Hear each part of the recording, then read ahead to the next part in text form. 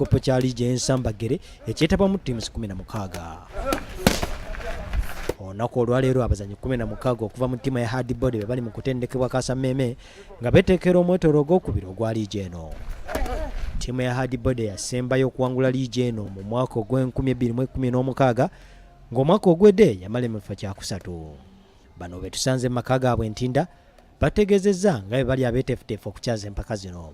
Okusinziira ku mutendesi owa ttiimu ya handball, omwaka ogwedde kyabaviirako okukola obubi bamaze kukinogera eddagala ng'ekiseera kituuse ekyokwawula abalenzi ku bavubuka. Mukyesinza okwongeramu naddala by'ebikonde kubanga mu matches zetusembeyo okuzannya emabega omwaka oguwedde ebikonde byalinga bisumbuwanya abaana naddala nga system ez'okutambula kola ki okugadinga. Abazannya bagenda okubagana basuubiza abawagizi baabwe nga bwe bagenda obutawa muntu yenna mukisa kulaba nga avaayo n'obuwanguzi. Abanajja bajja nga batraininza kuba guno omwaka luli twamalira mu kyakusatu kyova laba ndi musunguwavu training essaawa 9 mu lunaku.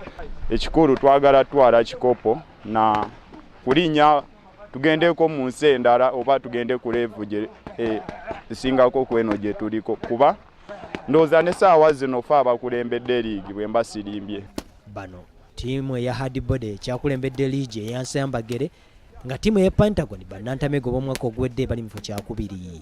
Andrew Kigondo, BBS Terefayina agesigika.